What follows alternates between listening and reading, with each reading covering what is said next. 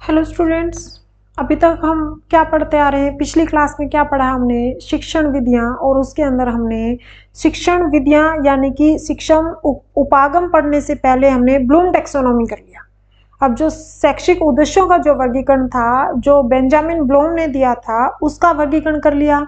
शिक्षा क्या होती है, फिर शिक्षण क्या होता है, फिर अधिगम क्या होता है, फिर शिक्षण और अधिगम के अंदर क्या मतलब उन दोनों के बीच में क्या संबंध है वो पढ़ लिया हमने। फिर उसके बाद हमने औपचारिक शिक्षा क्या होती है, अनौपचारिक शिक्षा क्या होती है, यहाँ से क्वेश्चंस पूछे जाते हैं। देखो, हमने बात करूं पिछली क्लास में तो हमने क्या क्या पढ़ा। एक तो हमने पढ़ा शिक्षा क्या होती है, फिर हमने पढ़ा शिक्षण क्या होता है, ठीक है। फिर हमने पढ़ा अधिगम क्या होता है, और फिर हमने पढ़ा इन दोनों के बीच का जो संबंध है वो पढ़ा हमने, किसके बिना क्या अधूरा है।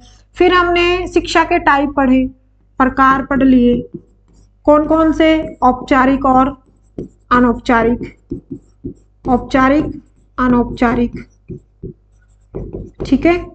और फिर हमने क्या पढ़ा, शैक्षिक उद्देश्यों का वर्गीकरण, शैक्षिक उद्देश्यों का क्लासिफिकेशन या वर्गीकरण किसने दिया था? बेंजामिन ब्लूम ने, ठीक है। ये सब चीजें हमने पढ़ ली। ये तो पिछली क्लास के टॉपिक थे। आज हम क्या पढ़ेंगे? अभी पिछली क्लास में भी हम शिक्षण विधियां पढ़ रहे थे और आज भी शिक्षण विधियां पढ़ रहे हैं। उस क्लास में भी हमने जो ऑल ओवर शिक्षण विधियां आती है ना, सब्जेक्ट वाइज नहीं, कंबाइंड जो शिक्षण विधियां आती है, चाहे वो ईवीएस में आए, चाहे वो मैथ में आए, हिंदी, इंग्लिश, सीडीपी, किसी भी चीज में आए, वही पढ़ रहे थे। आज भी हम उसी तरीके से शिक्षण विधियों को पढ़ेंगे। आगे फिर कुछ क्लासेस में अलग अलग टॉपिक वाइज, सब्जेक्ट वाइज लूंगी। अभी हम कंबाइंड जो शिक्षण विधियां है वही पढ़ रहे हैं। तो आज की क्लास का टॉपिक रहेगा शिक्षण उपागम, शिक्षण उपाय या शिक्षण के उपाय या फिर उसके तरीके।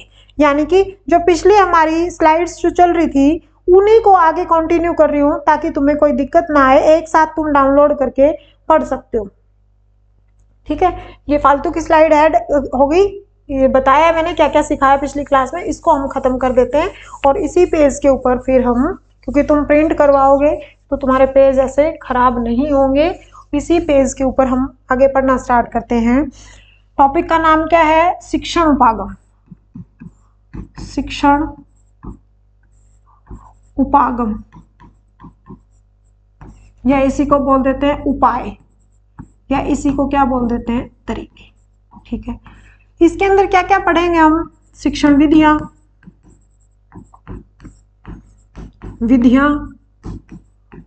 और क्या पढ़ेंगे?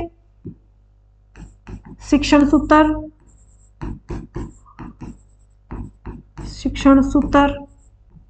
और क्या पढ़ेंगे हम? शिक्षण सिद्धांत, ठीक है।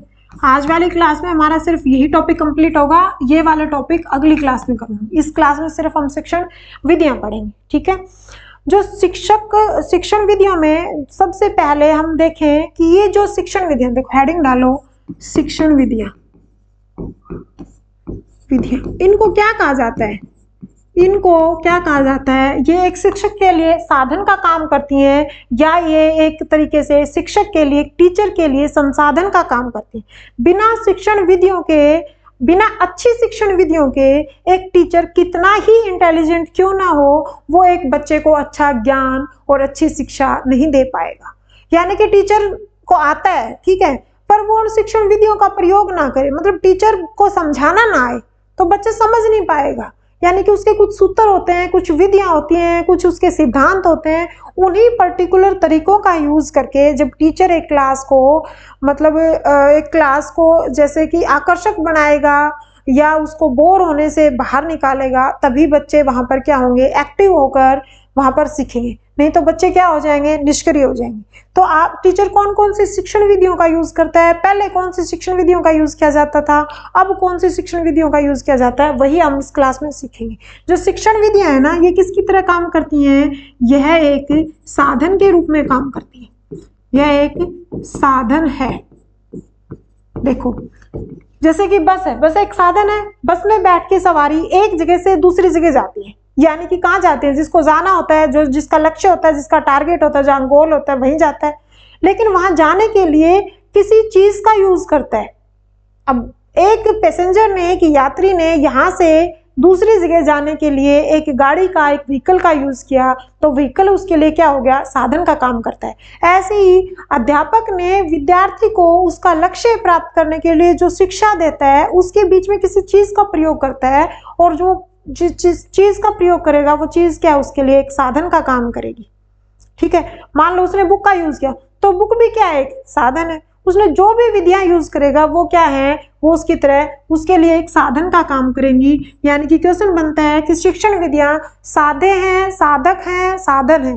तो ये क्या है, शिक्षण विधियां ये क्या है, एक साधन का काम करती है, यह एक साधन है।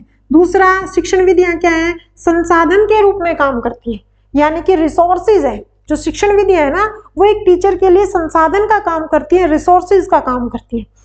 शिक्षक का महत्वपूर्ण संसाधन है, यानी कि शिक्षण विधियां है, यह एक शिक्षक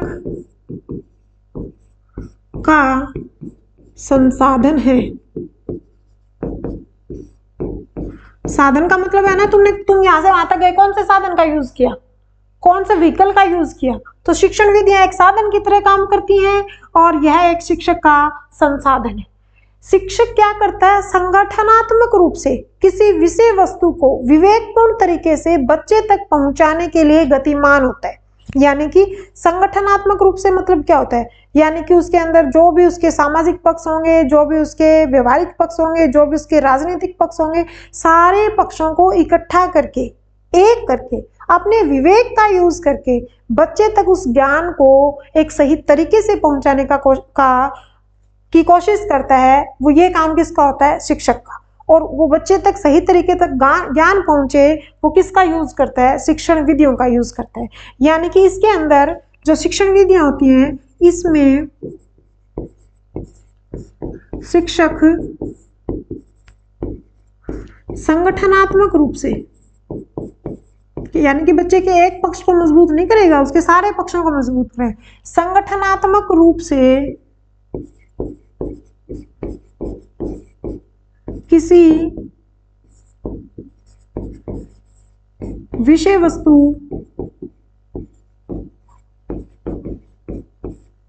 को विवेकपूर्ण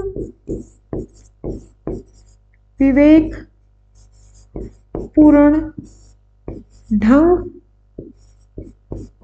से, देखो एक भारी भारी शब्द ये जो लिखे हैं, संगठनात्मक रूप से, या फिर किसी सब्जेक्ट को पढ़ाते टाइम उस सब्जेक्ट का विवेकपूर्ण ढंग से, बच्चे के सामने विवेकपूर्ण ढंग से या तरीके से बालकों तक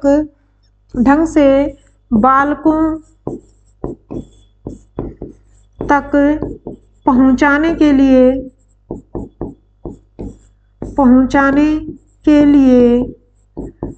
गतिमान है। यानी कि शिक्षण विधियों का यूज करके जो शिक्षक है ना, वो बच्चे को संगठनात्मक रूप से उस विषय वस्तु में, मान लो मैथ, जैसे कि फिजिक्स पढ़ा रहा है, अब फिजिक्स पढ़ा रहा है तो फिजिक्स में मैथ भी आता है, फिजिक्स के अंदर फॉर्मूले भी आते हैं, और फिजिक्स के अंदर भौतिक ज्ञान भी आता है। यानी कि सारे ज्ञान को एक बच्चे के अंदर भर देना किसी सिस्टमेटिक तरीके से, उसके लिए टीचर हमेशा क्या रहता है, गतिमान रहता है। अब अगर स्थिर होगा, मान लो टीचर को सिर्फ एक फिजिक्स की एक डेरिवेशन करनी आती है, लेकिन उसको मैथ का, उसको इंटीग्रेशन नहीं आता, उसको डिफरेंशिएशन नहीं आता, तो वो उसको कैसे ड्राइव करेगा, उसको सिद्ध कैसे करेगा, उसको प्रूव कैसे करेगा। यानी कि टीचर के अंदर क्या होता है, संगठनात्मक रूप होता है।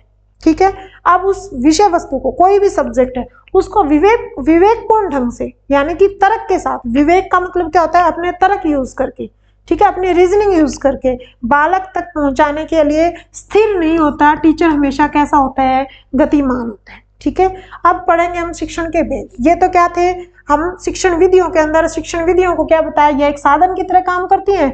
शिक्षण विधियां शिक्षक के लिए संसाधन का काम करती हैं, और शिक्षण विधियों के अंदर शिक्षक संगठनात्मक रूप से किसी विषय वस्तु को विवेकपूर्ण ढंग से बच्चे के सामने पहुंचाने के लिए क्या रहता है, हमेशा गतिमान रहता है।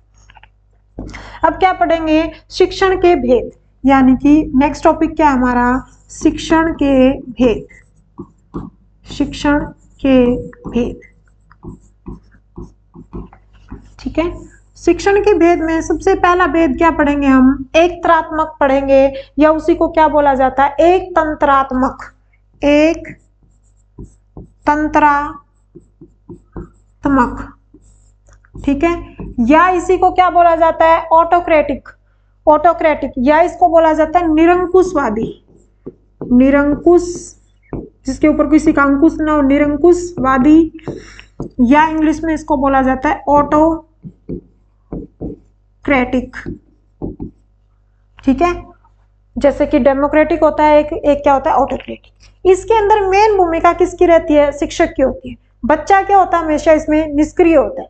टीचर क्लास में आया, उसने नहीं पूछा तुम्हें क्या आता है, तुम्हें क्या नहीं आता है, कोई भी उसने विषय वस्तु को पढ़ाने से पहले उसका पीछे का सारांश नहीं बताया, वो कनेक्ट नहीं करते हैं। टीचर आया क्लास में, बुक उठाई और पढ़ाना शुरू कर दिया, नहीं पूछा बच्चे सक्रिय हैं या बच्चे निष्क्रिय हैं, बच्चों को समझ आ रहा है या बच्चों को समझ नहीं आ रहा है। यानी कि ये सबसे प्राचीन परंपरागत विधि है।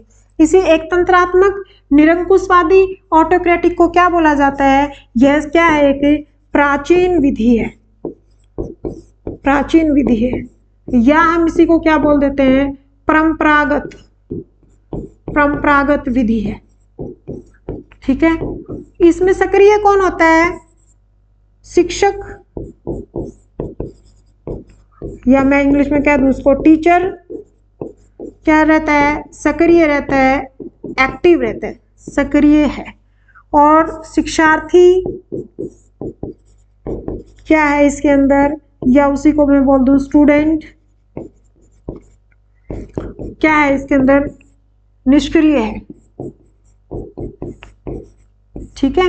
यानी कि शिक्षक की अहम भूमिका होती है और स्टूडेंट होते हैं वो क्या होते हैं, इसके अंदर निष्क्रिय होते हैं। या फिर शिक्षक, शिक्षार्थी या स्टूडेंट ही क्या होते हैं, अनुसरण करता। टीचर ने कहा वो पेज खोल लो, अनुसरण करता, तो बच्चे ने वो पेज उतार लिया। टीचर ने कहा बोर्ड पे जो मैंने लिखा उसको कॉपी में नोट कर लो, तो बच्चे ने उसको पीछे पीछे कॉपी कर लिया। यानी कि यहाँ पर एक्टिव कौन है, सक्रिय, महत्वपूर्ण कौन है इसके अंदर, शिक्षक है। और शिक्षार्थी क्या है, निष्क्रिय है, या उनको क्या बोला जाता है, अनुसरणकर्ता बोला जाता है। ये क्या एक तंत्र है। एक तंत्र के अंदर मतलब क्या होता है, जैसे कि हमने पढ़ा था पिछली क्लास में, बाइपोलर और ट्राइपोलर। यहाँ पर क्या है, एक पोलर है, मतलब शिक्षक ही आकर जो भी बोलना शुरू कर दिया, बच्चा उसका क्या करता है, अनुसरण करता है। ये तो हमारा क्या हो गया, एक टाइप। अगले पेज के ऊपर देखो, दूसरे टाइप में क्या पढ़ेंगे हम, दूसरे टाइप में जैसे कि उसके अंदर बोला गया था एक तंत्रात्मक, तो इसके अंदर क्या बोला जाएगा, लोक तंत्रात्मक, लोक तंत्रात्मक, या इसी को क्या बोला जाएगा, डेमोक्रेटिक। यानी कि शिक्षक भी इंपॉर्टेंट है और शिक्षार्थी भी इंपॉर्टेंट है। और इस विधि को क्या बोला जाता है, बाल केंद्रित विधि बोला जाता है, या यही आज के दिन की नई विधि है। यानी कि उसको प्राचीन बोला गया था, इसको क्या बोला जाता है, नवीन विधि। इसको और क्या बोला जाता है, प्रजातांत्रिक, तांत्रिक। वो प्राचीन थी, यह क्या है, नवीन विधि है, नवीन विधि है। शिक्षक और शिक्षार्थी दोनों इंपॉर्टेंट है, शिक्षक व शिक्षार्थी दोनों ही महत्वपूर्ण है।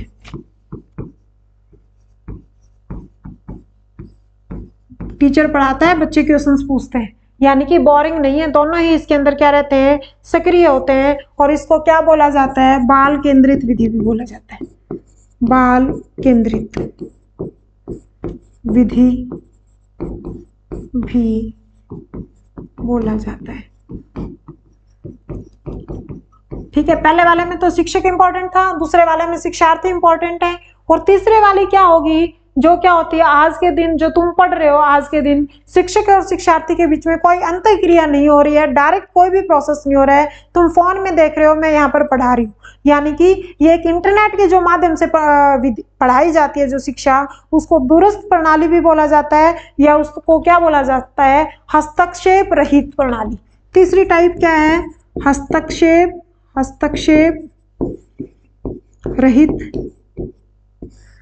या उसी को क्या बोला जाता है, दूरस्थ प्रणाली विधि, ठीक है। इसमें टीचर और स्टूडेंट का आपस में कोई भी डायरेक्ट लिंक नहीं होता। इसको विदाउट इंटरफेरेंस टीचिंग भी बोला जाता है। इसी को क्या बोला जाता है? Without interference teaching. ठीक है, यानी कि जो हम किससे पढ़ते हैं? इंटरनेट के माध्यम से पढ़ते हैं, इंटरनेट के माध्यम से सीखना। ठीक है, ये क्या है? हस्तक्षेप रहित प्रणाली। उसके बाद आते हैं शिक्षण के चर। ये तो क्या थी? शिक्षण की अभी हमने क्या पढ़ी? शिक्षण के भेद, एक तंत्रात्मक, लोकतंत्रात्मक या हस्तक्षेप रहित दूरस्थ। ये तीन उसके क्या थे? शिक्षण के भेद थे। अब उसके बाद क्या पढ़ेंगे हम? शिक्षण के चर। ठीक है, छोटे छोटे क्वेश्चन हैं, एक बार में ही तुम अब साथ साथ सुन लोगे तो याद हो जाएंगे। आगे क्या आता है? शिक्षण के चर। शिक्षण के चर। ठीक है, हेडिंग डाल लो, शिक्षण के चर। एक क्या होता है? स्वतंत्र चर होता है, एक क्या होता है? आश्रित होता है, और एक क्या होता है? मध्यस्थ। एक तो होता है, तीन चर होते हैं, जैसे कि हमने यहाँ पर पढ़ी थी शिक्षण के भेद, ऐसे ही हम क्या पढ़ेंगे अब? शिक्षण के चर। स्वतंत्र चर एक होता है आश्रित, डिपेंडेंट, और एक क्या होता है? मध्यस्थ,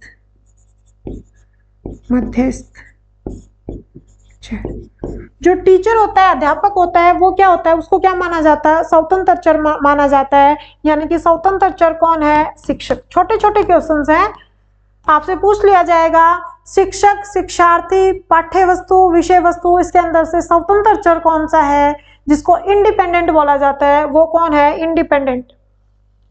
लिखवा देती हूँ, इसको क्या बोला जाता है? इंडिपेंडेंट चर। ये कौन है? शिक्षक। आश्रित कौन है? आश्रित कौन है?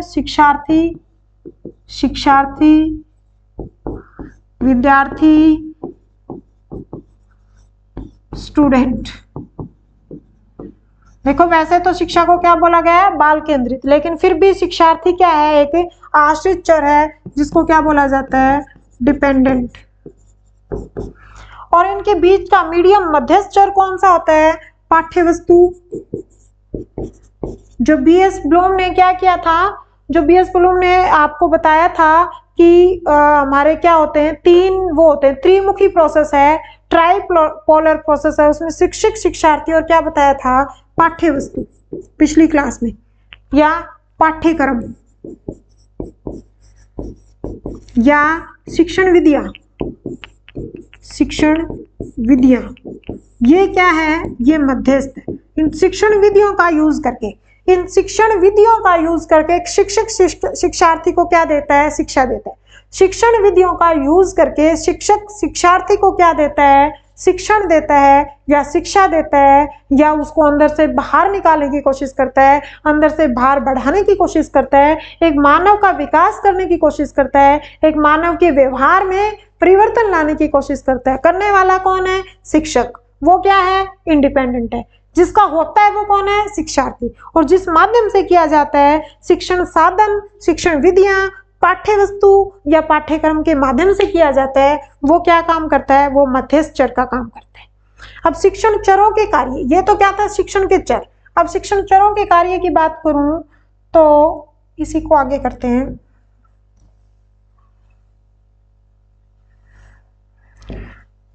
शिक्षण, नई हेडिंग डालो, शिक्षण चरों के कार्य।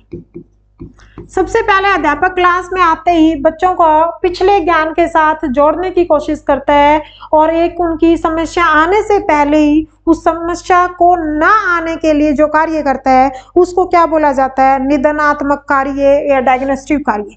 ये भी तीन तरीके के होते हैं। ये तीन थे, 1, 2 और 3। ये भी तीन तरीके की थी। और शिक्षण चरों के कार्य ये भी निदानात्मक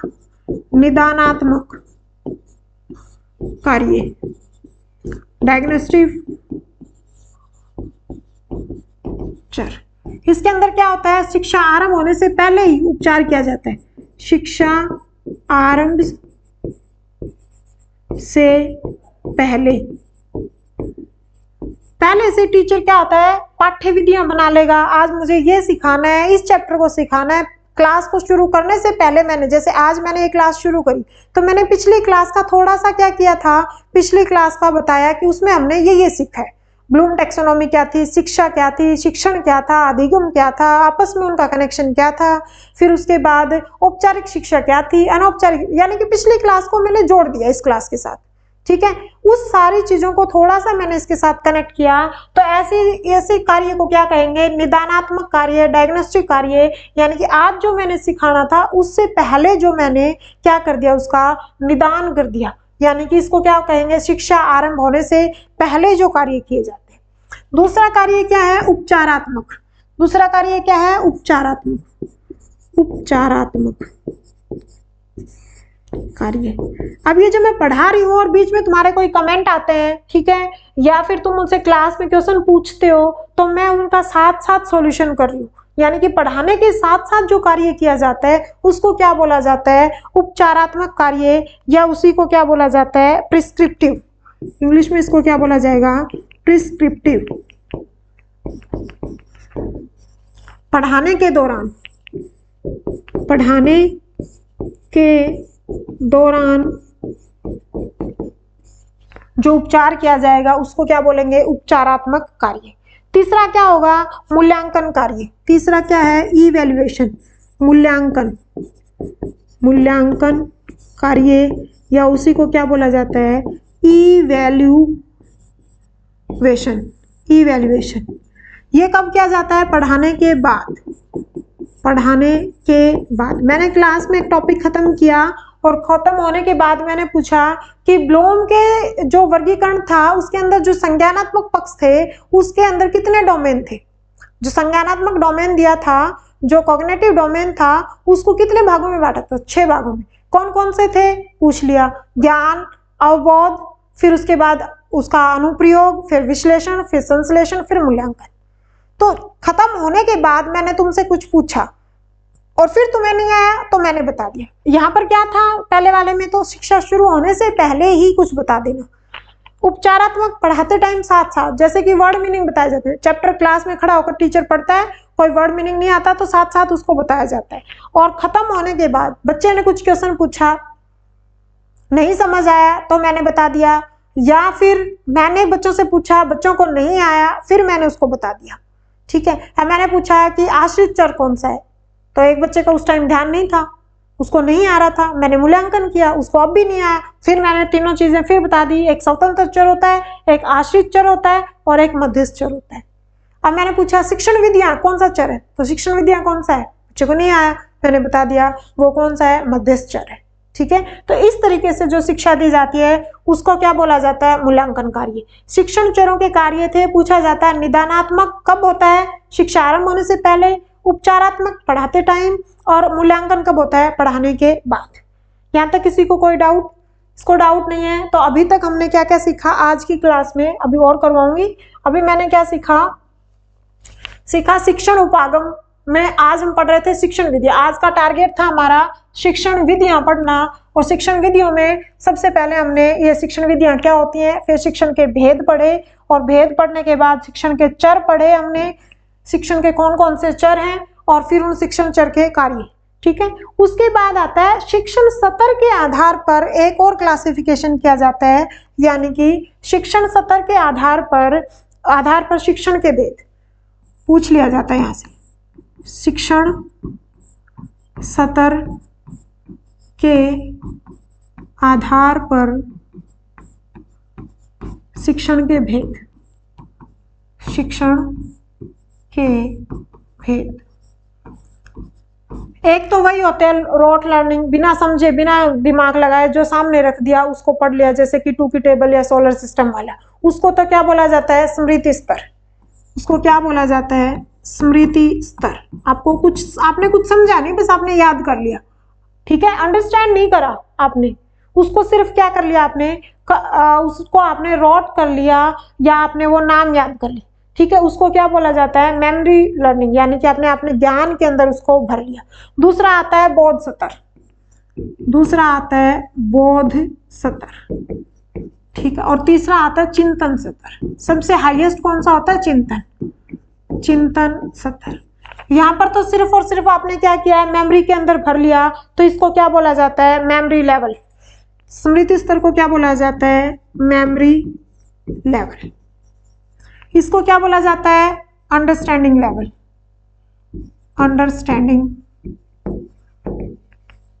लेवल। और इसको क्या बोला जाता है? Thinking level.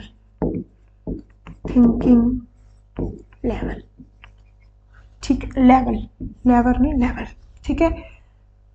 शिक्षण स्तर के आधार पर शिक्षण के कितने भेद हैं? 3 है। एक तो स्मृति स्तर, एक बोध स्तर और एक चिंतन स्तर। इंग्लिश में क्या बोला जाता है? मेमोरी लेवल, अंडरस्टैंडिंग लेवल, या उसको थिंकिंग लेवल, या उसी को क्या बोला जाता है? रिफ्लेक्टिव। थिंकिंग करेगा, साथ में वो क्या करेगा?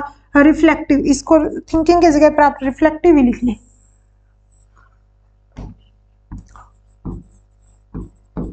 रिफ्लेक्टिव।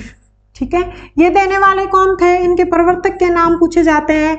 तो स्मृति स्तर, बोध स्तर और चिंतन स्तर देने वाले इनके प्रवर्तक, हेडिंग ऐसे ही डाल लो, इनके प्रवर्तक कौन है?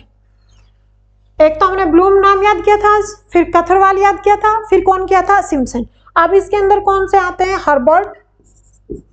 आपसे पूछा जाता है कि स्मृति स्तर किसने दिया था? हर्बर्ट ने। और इसने क्या कहते हैं, बोध स्तर किसने दिया था? मॉरिसन ने।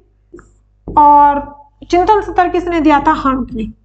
इंपॉर्टेंट है, मॉरिसन, स्तर और हर्बर्ट। रीट में तो पूछा हुआ क्वेश्चन है कि बोध स्तर किसने दिया था, तो बोध स्तर के ऊपर काम करने वाले कौन थे?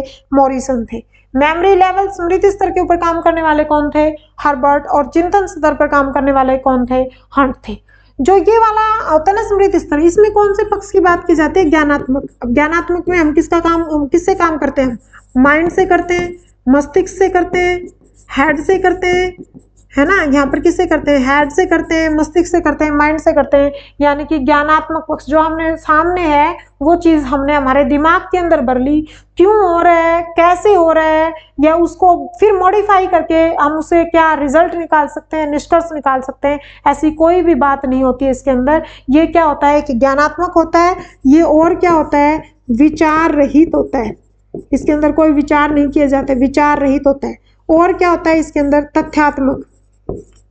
अब डेट याद कर ली, किसी का नाम याद कर लिया, है ना, सोलर सिस्टम के ग्रहों के नाम याद कर लिए, वो क्या है? हमने सिर्फ तथ्यों को रट लिया, हमें नहीं पता वो कहाँ से आया, और उसका कुछ लिंक भी नहीं होता। कुछ चीजें हमारे दिमाग में हम ये थोड़ी कहेंगे कि ये क्लासिफिकेशन 1956 में हुआ। क्यों हुआ? अरे करने वाले ने 1956 में किया, तो तभी 1956 में हुआ। यानी कि जो हमारे ज्ञानात्मक पक्ष होता है उसके ऊपर ये काम करता है स्मृति स्तर, और ये विचार रहित होते हैं। ये क्या होते हैं? तथ्यात्मक घटनाएं होती हैं। ठीक है। जैसे कि अभी बताया मैंने, इसके एग्जाम्पल और लिख लो। सौर मंडल के नाम याद कर लेना, मंडल को याद कर लेना, 2 की टेबल को याद कर लेना, टेबल याद कर लेना।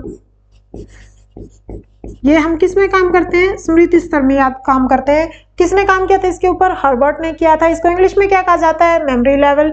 पढ़ क्या रहे हैं? शिक्षण स्तर के आधार पर उसके शिक्षण के भेद पढ़ रहे हैं। ठीक है। फिर बात आती है दूसरी, अंडरस्टैंडिंग लेवल की, या फिर उसको किसने दिया था? मॉरिसन ने। और ये यहाँ पर किसकी बात करता है?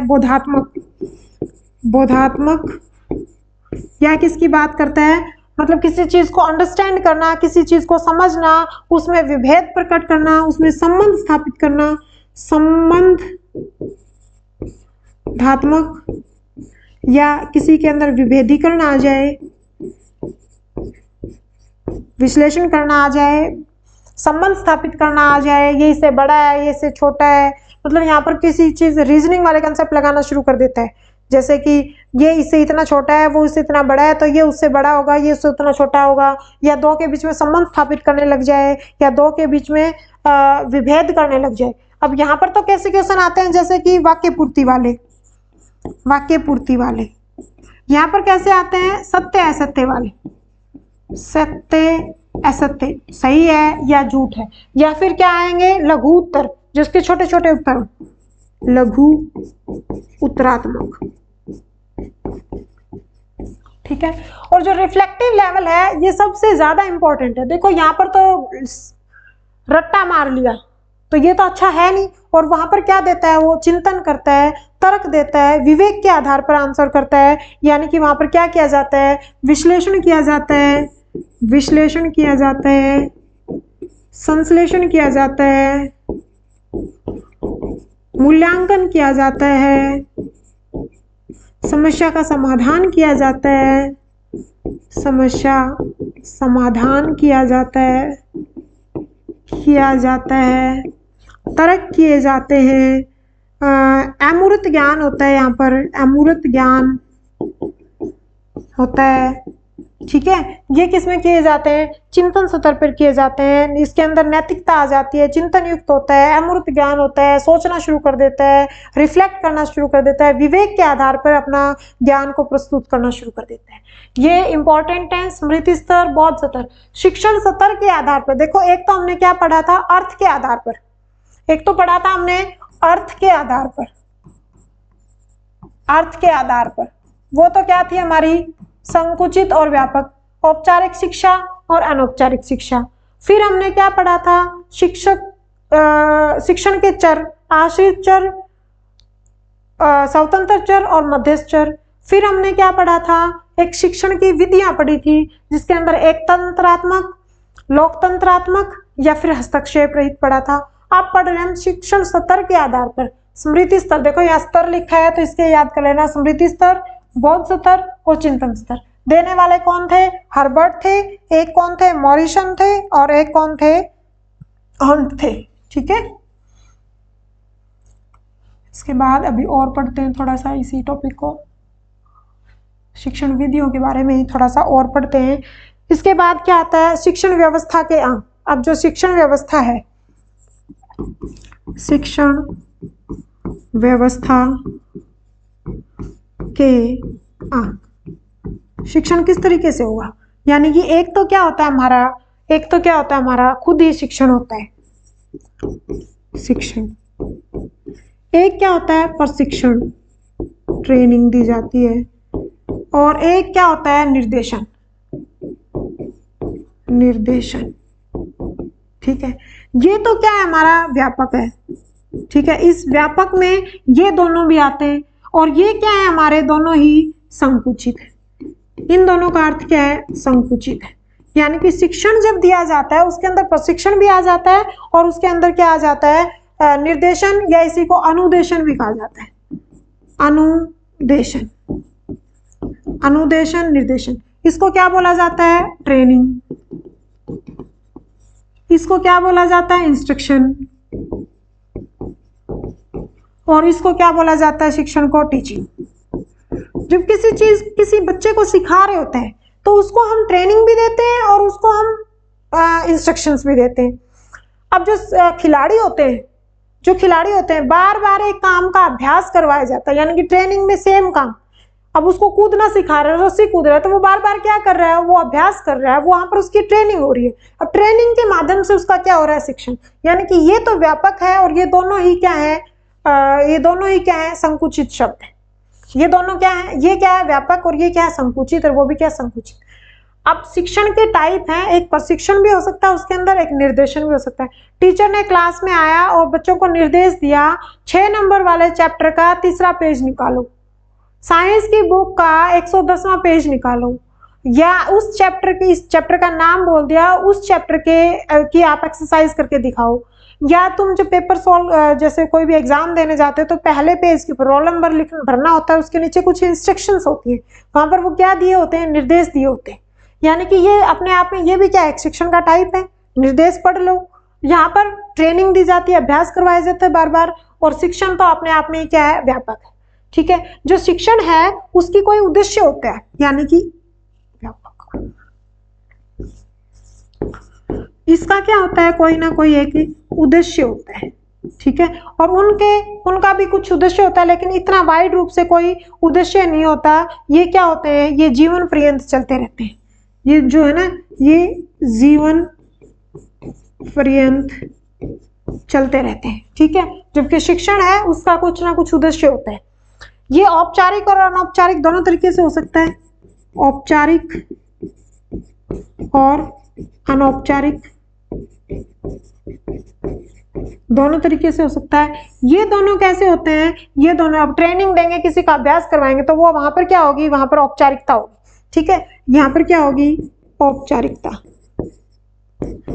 और निर्देश देंगे तो औपचारिकता के अंदर क्या होता है, समय का बंधन होता है, स्थान का बंधन होता है और विधियों का बंधन होता है। तो ट्रेनिंग, अब रस्सा कूदना सिखा रहा है तो वो उसकी एक पर्टिकुलर विधि होगी। अब तैरने की तरह रस्सा कूदना तो नहीं सिखाएगा ना, यानी कि ये क्या है, औपचारिकता है। निर्देश देगा तो आपको कहा जाता है ना कि पहले 5 मिनट में आप वो इंस्ट्रक्शंस पढ़ लो, वहां पर क्या दिया जा रहा है, एक निर्देश दिया जा रहा है, समय को पाबंद किया जा रहा है, ठीक है। यहाँ पर समय की कोई पाबंदी नहीं होती या होती भी, यानी कि औपचारिक अनौपचारिक दोनों तरीके से हो सकता है। ये क्या होती है, औपचारिकता होती है। इसके अंदर उद्देश्य होता है, ये जीवन पर्यंत चलती रहती है, ये व्यापक है, संकुचित है। इसका मेजरमेंट किया जा सकता है, इसका असेसमेंट किया जाता है, मापन आकलन, और इसका मूल्यांकन भी किया जाता है, मूल्यांकन भी किया जाता है। यानी कि मेजरमेंट, असेसमेंट और इवैल्यूएशन तीनों चीजें हो सकती हैं। जबकि यहाँ पर क्या किया जाता है, यहाँ पर सिर्फ और सिर्फ असेसमेंट, मेजरमेंट किया जाता है। यहाँ पर सिर्फ और सिर्फ क्या किया जाता है, मेजरमेंट किया जाता है। देखो ध्यान से सीखो, मैंने कहा कि ये शिक्षण है, ये क्या है, शिक्षण है।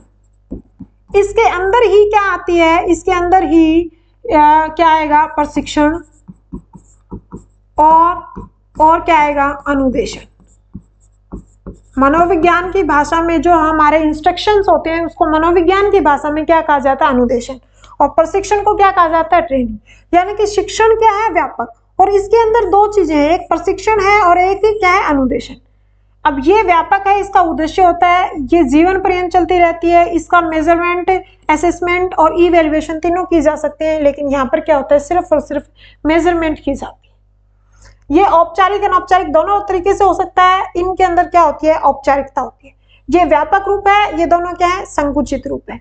ये क्या है, इसका एक उद्देश्य होता है, ये प्रशिक्षण क्या होता है, जीवन पर्यंत चलते रहता है, ठीक है। तो आपसे पूछा जाए कि शिक्षण व्यवस्था के अंग कौन कौन से हैं, तो शिक्षण व्यवस्था के 3 अंग हैं। एक तो खुद ही शिक्षण है, एक प्रशिक्षण है और एक निर्देशन है, या उसी को अनुदेशन कहा जाता है। शिक्षण को टीचिंग कहते हैं, प्रशिक्षण को ट्रेनिंग कहते हैं और निर्देशन को अनुदेशन कहते हैं।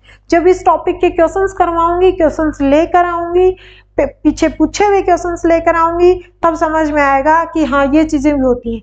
देखो तुमने ये भी नहीं पढ़ा होता, तुम्हें पढ़ा होता है आश्रित चर, स्वतंत्र चर, मध्यस्थ चर पढ़ा होता है, एक तांत्रिक और लोकतांत्रिक पढ़ा होता है।